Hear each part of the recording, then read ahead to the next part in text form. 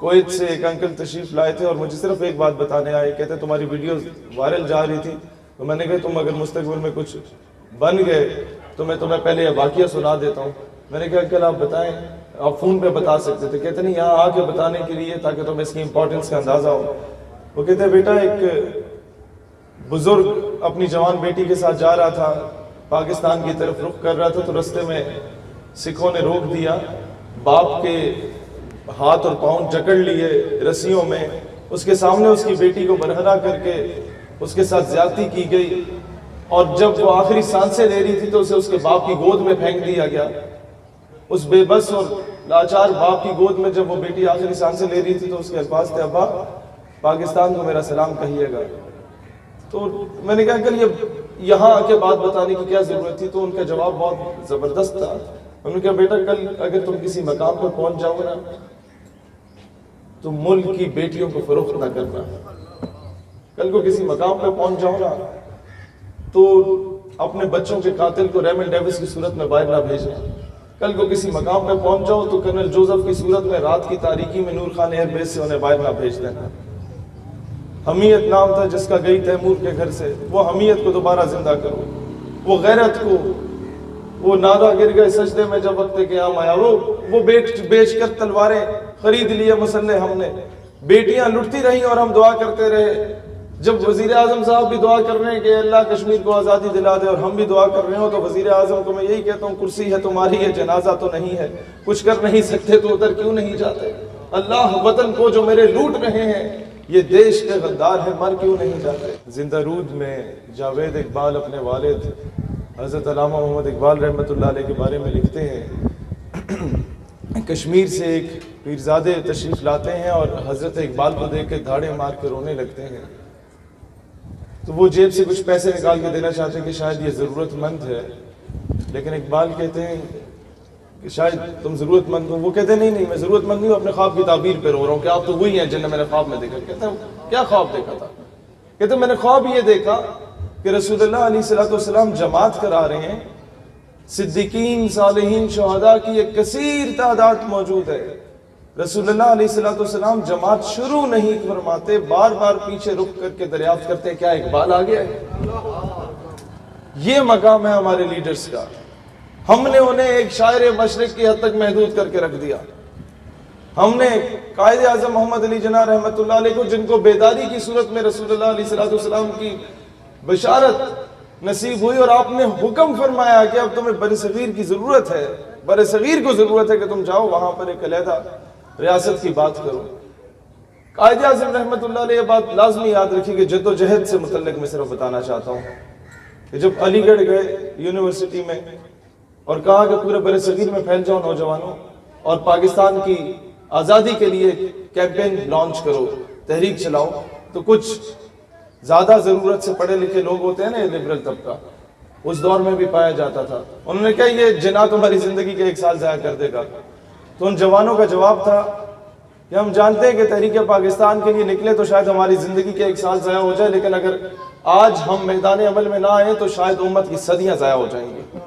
لہٰذا ضرورت اس عمل کی ہے جو لاکھوں شہادتیں دی گئی تھیں۔ میں نے گورنمنٹ کے کچھ منسٹرز کو اپنے دائیں بائیں بٹھایا ایک آل پارٹیز کانفرنس میں، اور میں نے کہا جناب اگر میں خان صاحب کے بنی گالہ کے پلاٹ پہ جا کے قبضہ کر لیتا ہوں اور میں انہیں مارتا ہوں اور آپ لوگ سارے توپے ٹینکے بندوق لے کے گیٹ کے باہر کھڑے ہوتے ہیں اور کہتے ہیں خان صاحب قدم بڑھاؤ ہم تمہارے ساتھ ہیں، میں پھر مارتا ہوں، آپ کہتے ہیں شہید ہم تمہارے مذموم عزائم کی مذمت کرتے ہیں، میں پھر مارتا ہوں، اور آپ کہتے ہیں کہ خان صاحب ہم خون کے آخری قطرے تک آپ کے ساتھ ہوں گے، اور میں پھر مارتا ہوں، اور آپ پھر نعرہ لگاتے ہیں خان صاحب زندہ باد اور شہید مرد آباد، تو ایک وقت ہوگا کہ خان صاحب کہیں گے شہید رکو، اور آپ کو گالی دے کے کہیں گے کہ میرے ساتھ مذاق نہ کرو۔ میں خان صاحب کے گھر کا قبضہ تب ہی چھوڑوں گا جب آپ اور توپے ٹینکے بندوق لے کے اندر داخل ہوں گے، مجھے گریبان سے پکڑ کے باہر نکالیں گے، اور یہی کشمیر کا حل ہے۔ There is no solution other than this۔ دوسرا، چیئرمین کشمیر کمیٹی موجود تھے تو میں نے ان کی موجودگی میں ایک بات کی، میں نے کہا کہ پنڈ کا چودھری، انہوں نے بریفنگ دیتے ہوئے نوجوانوں کو بتایا کہ امریکن پارلیمنٹ میں ذکر ہوا کہ کشمیر میں مسائل پیدا ہیں تو یہ ہماری بڑی ڈپلومیٹک فتح ہے۔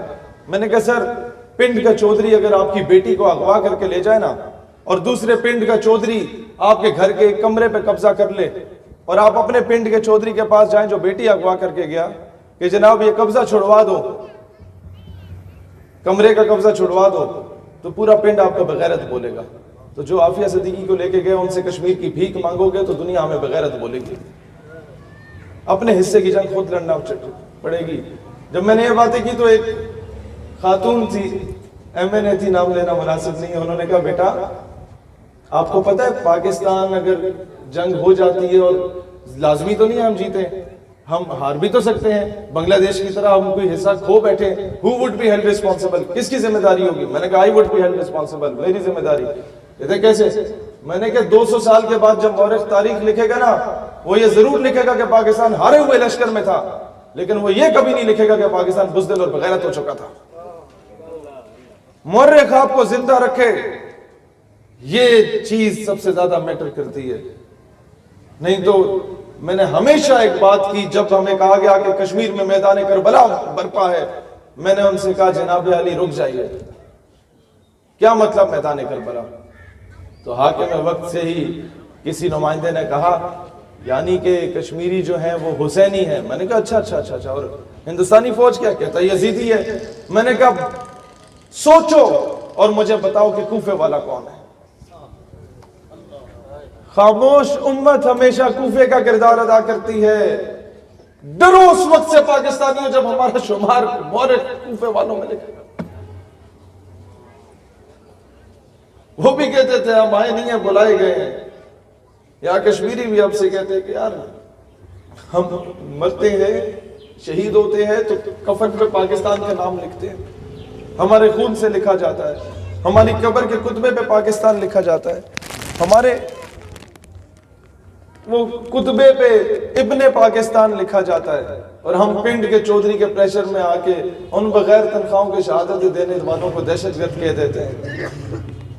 یاد رکھنا یہ جو تیر کل عراق میں برسے، کشمیر میں برسے، وزیرستان میں برسے، جو لبنان میں برسے، جو سیریا میں برسے، جو برما میں برسے، ان کا رخ کراچی کی طرف بھی ہو سکتا ہے، ان کا رخ اسلام آباد کی طرف بھی ہو سکتا ہے. پیچھے ہم ہی رہ گئے.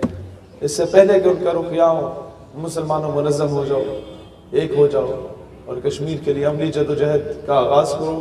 یقین کریں اس 14 اگست پہ اور کل کی 13 اگست پہ 8-10 فنکشن ہم نے اٹینڈ کیے، تقریریں تو میں نے کی، لیکن میرے اندر وہ جذبات نہیں آ رہے تھے. خدا کی قسم وہ مزہ نہیں آ رہا تھا کہ میں کراچی میں آؤں اور جشن آزادی مناؤں. کس منہ سے مناؤں جب اس کراچی کی بیٹی ابھی تک امریکہ کے پاس موجود ہے. جشن آزادی تب منایا جائے گا جب انشاءاللہ سری نگر کے لال چوک میں قومی پرچم ہمارے ملک کا اس دور کا وزیر اعظم لے رہے گا انشاءاللہ. جشن آزادی تب منایا جائے گا جب آسام، جوناگڑھ، حیدرآباد، دکن اور تلنگانہ میں پاکستانی پرچم لہرایا جائے گا انشاءاللہ تعالی. اور وہ دن دور نہیں ہے انشاءاللہ. اپنا کردار ادا کریں. علامہ اقبال رحمۃ اللہ علیہ سے لوگوں نے پوچھا سلطنت عثمانیہ ٹوٹ گئی اب کیا ہوگا؟ انہوں نے کہا کچھ نہیں، عثمانیوں پہ کوئی غم ٹوٹا تو کیا غم ہے؟ خون 100,000 انجم سے ہوتی ہے. سر پیدا صبح ہونے سے پہلے لاکھوں ستاروں کو قتل کیا جاتا ہے، تب جا کے فتح کا سورج طلوع ہوتا ہے. اور وہ دن دور نہیں کہ سمجھے گا زمانہ تیری آنکھوں کے اشارے، دیکھیں گے تجھے دور سے گردوں کے